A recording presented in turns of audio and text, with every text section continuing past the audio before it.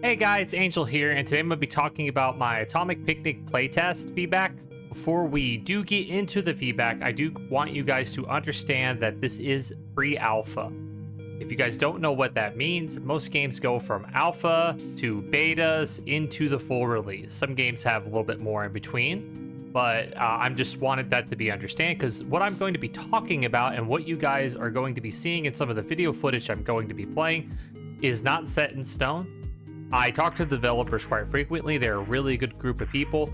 They work really hard on the game. They're constantly developing new things, and they take a lot of our feedback in. In fact, they've already fixed several things that we've already brought to their attention, and they do take a lot of the ideals the community pitches to them into consideration, which is a lot more than what you get out of a lot of companies.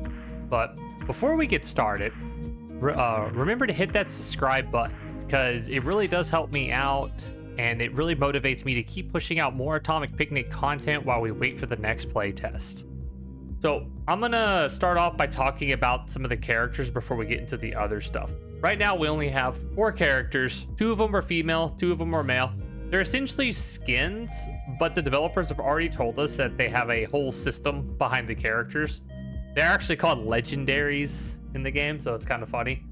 But from what we've been kind of told, they're either going to have a skill or skill set, or they're going to have stats. So it'll kind of help you lean into like builds or what you want to bring in if you're trying to do something. I'm going to talk a little bit about, I guess, their looks, because that's all I really have to talk about. I think Ash is the most well-designed character, and I do like Heine's design the second best. The other 2 are fine. It's just that you can only have out of 1, 2, 3, 4. You can only have 50%. But besides that, the game has like a really cute aesthetic, and I think that's why I've been enjoying it much. It's not like a in-your-face realistic art style, and I gravitate really hard toward those games. My only complaint is I have noticed that like Heine and Bonnie, they do have bigger hitboxes, which makes them clip a little bit with your teammates when you're running with them. And also they get hit sometimes by things that I think they shouldn't. So I think that's something that they might want to look at. But I'm going to hold a lot of my opinions until we start seeing skills, or at least their stat pages, before I start giving more insight onto there. Hey guys, so we're going to be talking about weapons. So to start this off, I got a sub 16 clear with every weapon. So I feel like I'm in a really good place to talk about each of them. So I'm going to be talking about the pros and the cons of the weapons, and I'm going to be talking about what I feel like the weapon fantasy that the community was going for, and what I figured out what the fantasy I think the developers were going for. So I guess before we talk about the first weapon, we're going to talk about the shooting itself.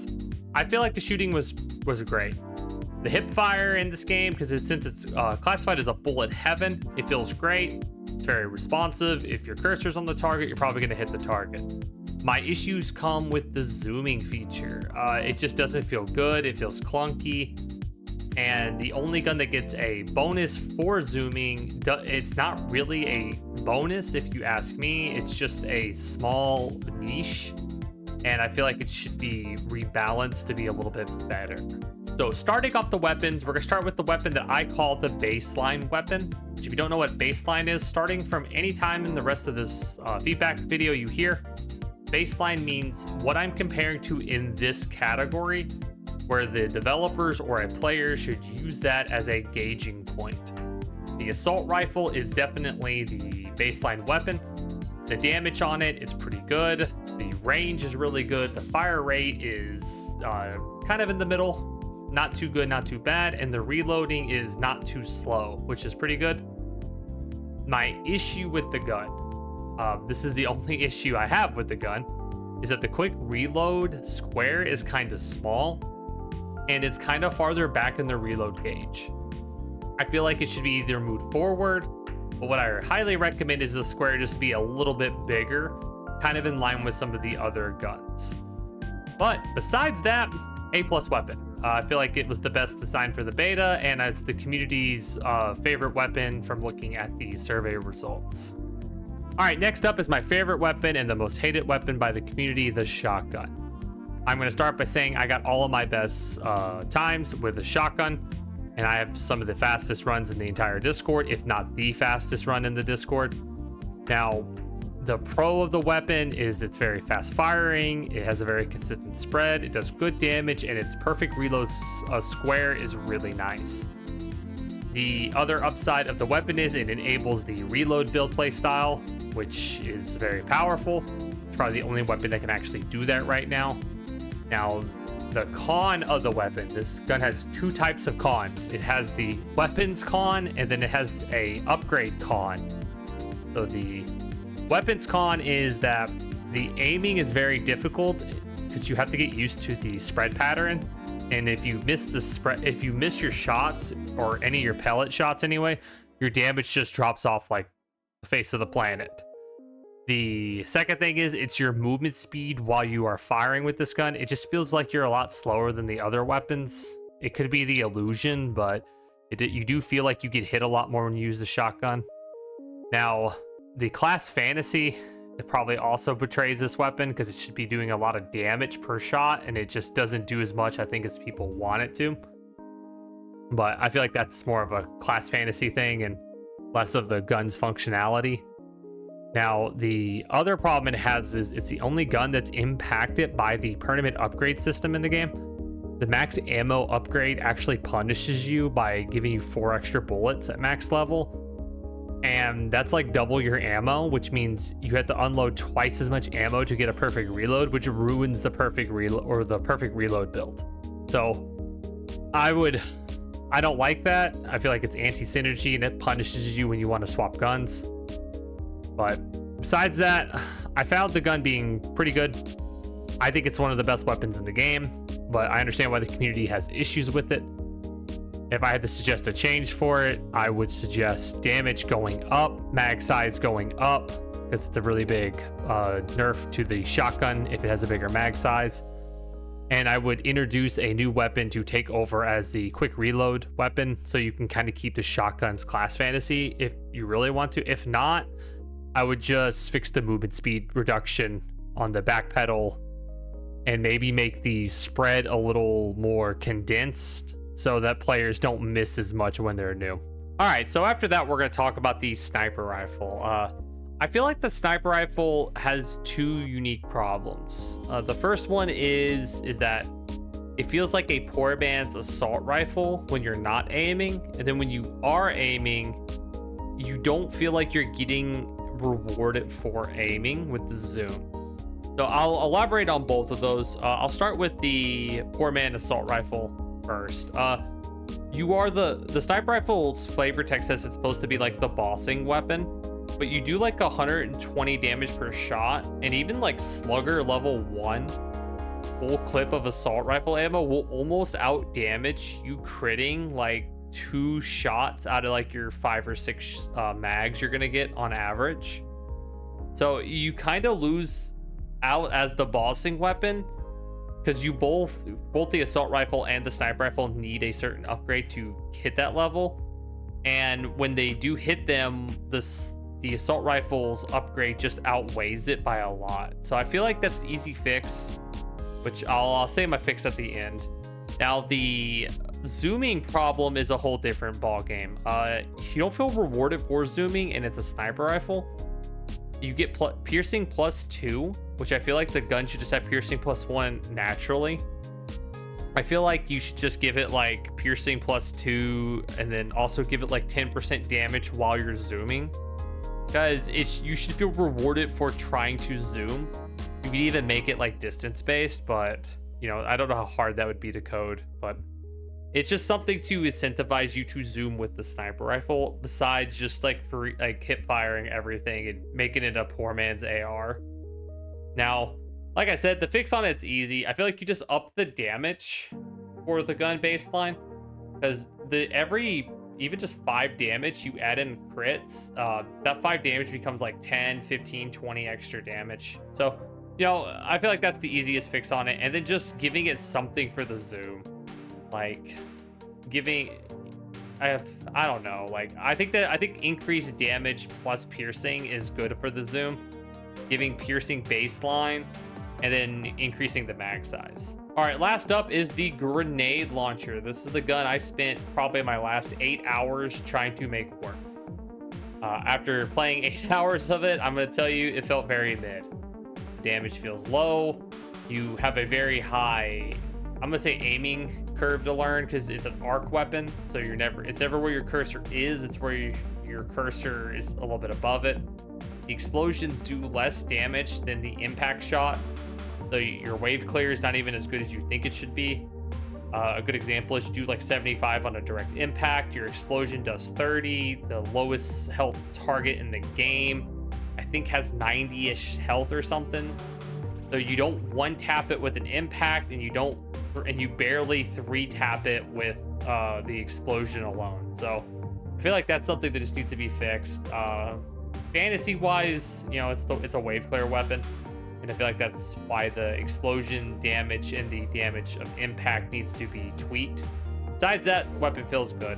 We're gonna start off with the I'm gonna butcher these names. I'm so sorry, but we're gonna start off with the Estaro.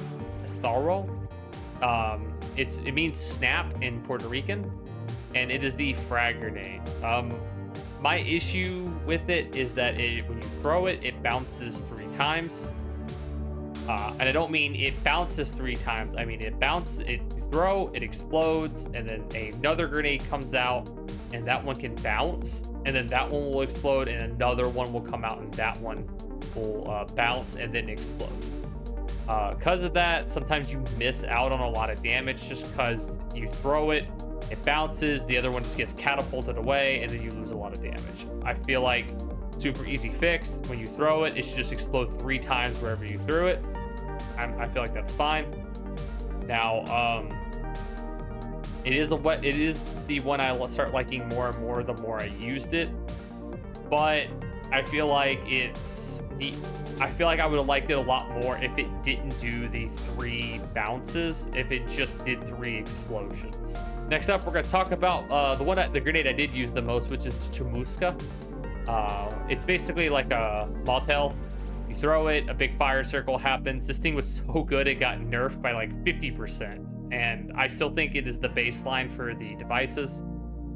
It hits flyers, which is great. It hits enemies that are stuck in walls. Hopefully that's just a playtest thing.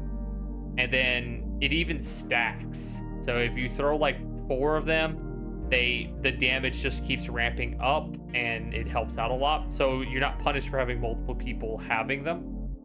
So in the future, for the other weapons, they should be balanced, or they should be designed around how well this grenade is. All right, the last one is going to be the Fresca. This is like a freezing grenade. You throw it, it creates a giant ice patch on the ground. I think it's awful.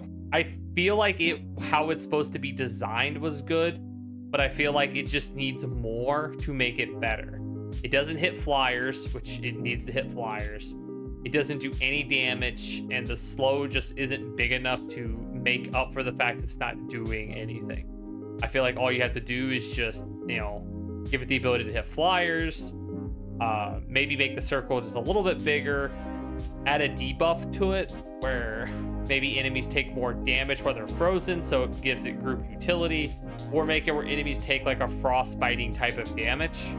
Maybe not as much as like the fire grenade, but maybe just where they take like 10 damage here and there, just to kind of help kill or weaken some enemies that are slowed, so you can kind of pick them off with your other things. So to finish off the device category, I would like to see some more devices added for like team utility. Maybe like a group shield like Destiny's Paladins have, or make it where we have like a healing grenade or a damage increasing grenade or something like that. Just some stuff to help out where not everybody is just bringing the same thing, and people want to actually kind of take in like a archetype when they do group content. Now, next up is going to be movement. If you told me that the movement in this game was the first thing they ever designed and said everything else was going to be second to it, I would believe you. The movement in this game is 9 out of 10. It feels great. I'm going to go over some of the movement options that we do have. We have super dashing, we have dashing, we have super dashing, we have grapple hooks, we have super bounces, angle jumps, And all that together just makes you feel like you're zooming around, doing a lot. A lot of our dashes are tied to what's called our air gear, which I think air gear is really well designed because it makes you choose between, do I want to dash or do I want to grapple hook? And when games give you choices like that, you get better as a player by making the right choices, and then your bad choices helps you see better choices, which I always think is great. My only issues, I have 2 issues with movement. One, super bounce is a little inconsistent. I don't want to explain how to do a super bounce right now, but basically I feel like the timing window needs to be changed, or we just need to have a different action to do the super bounce. Maybe like hit space right before I hit the ground. But and then the other one, I really want the air gear to have a third charge, because I feel like there are a lot of times where I feel like a third charge would just make the movement feel more smooth instead of like fast, dead, fast, dead. I feel like having like fast, or fast, dead, fast, dead is a lot better than just like dead most of the time. But I mean, if that's my biggest complaint in movement, is I want more movement. I think that's a pretty good system. All right, now we're on to the roguelike elements of the game. The mementos. This is our permanent upgrade system. You use red and orange gems you acquire through your runs to do it. I'll complain about those later, but this system, it's pretty run-of-the-mill. You have increased damage, increased movement speed, do more damage, get more money, get more EXP, all that kind of stuff. Like, I don't really have like a good opinion on it. The only one I have a good opinion on is Lotto Ticket, which increases your chance of random effects to happening by like a certain percentage. I feel like that one's really cool. I like it. I'd like to see more cool stuff like that. What I don't like is there are 4 talents in particular that I feel like 3 of them are overlapping and one of them I just don't like. I don't like it in any style of the game like this, but it is gain 20 HP, take less damage, and then get healed more. All 3 of those essentially do the same thing, which is I take an extra hit, and like it's just 3 mementos that take up another momentum roll. The last one, it is the max ammo. I just don't like max ammo increases in any game. I don't mind it as a temporary upgrade in my run. The permanent upgrade, it's mandatory because it's more shots, or if guns want less shots, it's like I always have to go up to my upgrade system, take out the points, and I feel like I'm just wasting those points now because they're not doing anything. But like I said, I feel like that's really easy to fix though. You can minus out the max ammo one if you're really hard for keeping it, but I'd like to see rerolls added to it. You can reroll your temporary upgrades in a run, or you can block an upgrade during a run. So like if I don't want to see like Ween, I can say I don't want to see Ween. And then if I get like Ween, Mask, Alert, and I don't like those, I can just maybe reroll once or twice per run to see if I can get something else. Besides that, that's about it. Tournament upgrades are always really weird in roguelikes because they're either you make them dog broke or you make them dog water. That's about it. All right, so let's talk about the permanent upgrades. Now it's a temporary upgrade. So in this game, as you level up, you'll get 3 options, and those 3 options will let you decide what build you're probably going to be doing for the game. I'm not going to say too much about it because I already know that we're missing a lot to talk about all this. So I'm only going to talk about, I guess, a couple or 2 in particular. It's Ween and Mask. I don't like talents that just say get more damage for being at whatever HP value. And that's just because they're boring to me. They had like some kind of other thing, like Mask makes it where your shots would bind enemies together if your HP was low plus extra, and then you do extra damage to bounded targets. And then Ween was like increase your hitbox. Enemies in a circle around you take bonus damage, or something like that plus gain extra damage, I'd be okay with it. But with just increase X damage, it's just kind of boring, and I'd like to see cooler stuff there instead. But yeah, that's all I really got to say about them. I mean, I'm gonna wait till we get more upgrades before I start talking in depth about upgrades, because we're still missing a lot in that category. Next up is the enemies. All right, so I think there are 6 enemies in the game. There's crawlers, bombs, chameleons, what are they called? The snakes, the flyers, and the big boy. I think that's it. I don't think I might be missing one, but pretty much it's your run-of-the-mill enemy types. I don't really have an issue with any of them, except for 2 in particular. One of them's just like a mild gripe, but the flyer is not. So the flyer, they normally spawn in like a group of 3 to 10, especially like the mid game. And I feel like their charge attack comes out way too fast when they first spawn, because I feel like they're supposed to fly up, charge up attack, then shoot. But I feel like they spawn, start charging their attack, hit max flight distance, and then shoot. Because of that, sometimes you will see like 2 of them, you'll shoot them or go to dodge the shot they shoot, and then you just get clapped in the back by like 7 shots, and that's like half your HP gone. I just feel like that should be changed a little bit or looked at. The other one, it's the snake's tracking. Sometimes it feels like the example I give to people, it's like if Neo and the guy from Wanted had a baby. That's how the snake's tracking is. It will curve. Sometimes it's going exactly where you're dashing to, like, the game read your input and you were dashing and went there. Sometimes you'll see it shoot and you'll dash the other way and it just curves to where you like that direction. I just feel like they should look at the homing on that, or they should just make it where it's shooting either where you're at or where I'm going, and not trying to auto predict everything I'm trying to do. But besides that, this is my only complaints about the enemies. I know we're getting a bunch of new enemy types in future playtests, so can't wait to see those. Next up, we're gonna move on to the bosses. I'm gonna be honest, the first time I did this, I forgot about the bosses, and I should tell you how good they are. Not in a bad way, but how there's not much wrong with them way. We're gonna start off with Little Mac. Little Mac is your standard mini boss. He has a slow field, has an AoE attack, has an earthquake attack to hit you from across the map. And I feel like my only issue with Little Mac is sometimes his slow field will catch your dash after you've used it, and you have to use a second dash to get out, which means you're very vulnerable.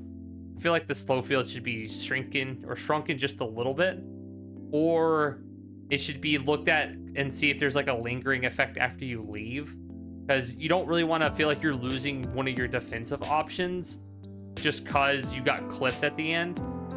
I do remember 3 Little Macs from the demo. That was the most terrifying thing on the planet, and I hope we get that brought back some way. Now, the Void Jellyfish.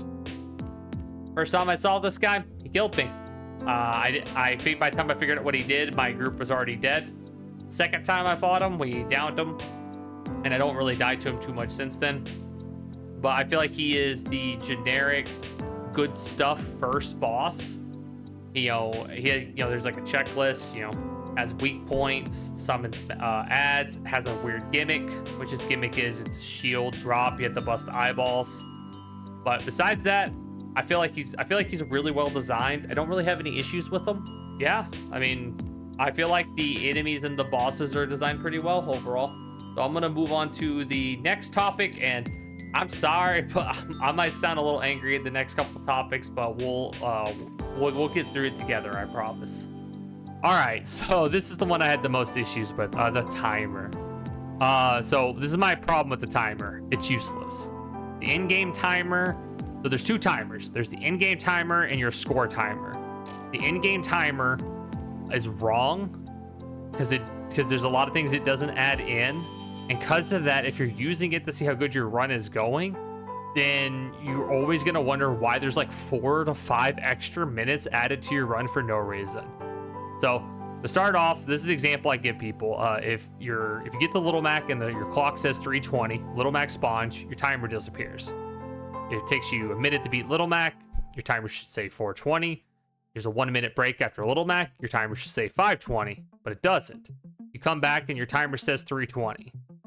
Well, the thing is that that timer was wrong anyway, because every time you leveled up, that's 3 seconds. And that's if you pick your skill in the first frame. Every time you level up, I think it's like a second, and it's like a second to 2 seconds. Every time you pick a skill, that entire countdown period can literally count against you. Little Mac's rest time is added in there. It's 1 minute. You level up during Little Mac's rest time, it will add on to there for some reason. And then the boss fight, I'm fine with that one, but whatever. But so because of this, you know, it makes it frustrating because you don't know why your runs are going so bad until you literally pull up a VOD, watch your VOD with a timer, and figure out everything that was adding time to your run. That's how I know all that. I literally had to watch 7-8 videos with a speedrun timer, trying to figure out where we were losing time. But I think it's an easy fix. First of all, make the in-game timer work like the score timer. It should only be counting while I'm playing the game. So while I am fighting the boss, while I'm doing the wave, that's it. It shouldn't count break times because, you know, the timer should be frozen during there because it's a forced break time. And when I'm picking my skills, it shouldn't count, and it definitely shouldn't count up for level up animation. That's literally outside my control. Like one of our speedrun strats was literally, can we beat the boss 4 levels down and not grab a bunch of EXP? Like that should not be a strat. But oh, sorry. The timer is the most frustrating thing because it's the thing that you're visually seeing. And then they even take it away during boss fights for some reason. I guess so it doesn't clutter your screen, but I think it should just shrink and go to like top right or left of the screen. Like there's plenty of room up there, but you know, that's the thing. Like I think it's an easy fix, but I feel like that's something they really do need to fix because it was the thing that frustrated me and my group the most. And I know it frustrated a lot of other groups when they were trying to figure out how we're getting such low times and they can't. All right, so next up is currency. So currently in the game, we earn currency by either killing Little Mac, which if you kill Little Mac, you get a little bit of orange currency and red currency. You also earn red currency by killing bosses. Now, the problem with the orange currency is the best way to farm it is to get into a duo match. One of your duos runs around and farms orange currency, and the other one rushes to get to Little Mac, which that's not fun. Like one person's not playing the game so you guys can get upgrade currency, and then if you spend it in the shop in game, you guys lose it. You can't bring it in. So if I'm sitting on like 11,000 orange crystals, I can't bring it into the game, which feels awful. But I could spend 11,000 crystals in game and lose that to upgrade, so it just feels bad. I feel like it should either be separated as a different currency. Like your orange currency is used just for permanent upgrades, and we get like maybe a blue currency added in for in-game temporary upgrades, or the upgrade currency for orange should be, if I have 11,000 outside a game, I should be able to bring it inside a game. I don't see the point of it, but I don't know. Like I have a lot of issues with how the currency works. The other thing is, I think it should be tied to the end screen and not me farming. I think that's where I have a lot of my problems. Like if I'm doing well, I'm killing stuff, I'm destroying the run, and I finish the run and I have 100 currency or 0 currency because I bought stuff out of the shop. I don't know that. You know, I'm being punished for playing the game the way I'm supposed to progress. And then if I go to Discord and they say, oh, just run around for 2 hours farming crystals, you just feel like, oh, I guess I'll go play Farmville. But I don't know. I feel like it's an easy fix though. Tie the orange crystals to a progression thing. So either have enemies drop it or have it at the end of the game, you are rewarded it. And then make the in-game crystals either drop a temp upgrade currency, or make it where those crystals drop just temporary stuff like health or other stuff. I even threw out in one of the forums, like making an event that spawns. It spawns a bunch of those mining crystals only, and then you can farm extra upgrade currency, you know, during your run instead of having to run around the map. But that's the thing. I know they'll figure it out, but like it's just really infuriating that the best way to farm is for someone not to play the game, essentially. All right, this is just some random stuff that I didn't know where to throw into the video. First thing, it's damage. There's gonna be a couple things about damage. First of all, how does the stacking multipliers work? If I have a 10% damage increase and a 20% damage increase, do I get 30? Do I get 15? Do I get neither? Does it just take the highest value? So I'd like to know that one. The other one is it's how the increased damage affect, what does it all affect? Because currently, if you have like increased damage by 50%, it only increases the damage your gun does, not your grenade, not your other skills. I would like to see it like a couple other games I play where maybe it shows a symbol of all of other skills that you have that it affects, or you know, a little flow chart in like one of the menus that show me that like this is what this skill affects, you know, blah blah blah. Because like players knowing how the damage percentage works helps them get better, but it also lets them know if they're picking up something that's actually an upgrade or just a dead skill. Besides that, this is like what I call my rapid fire stuff. Ready button for the lobby, ready button for breaks, the ability to re-team up after lobbies, the power to kick people from my team if they join my lobby and I don't want them there. All players to have around the same hitbox, because currently right now I think Heine has a bigger hitbox than everybody else. Challenge mode and a daily challenge mode maybe at it. I did get one of mine already, but I'm gonna put it in here anyway because that's how good you guys are.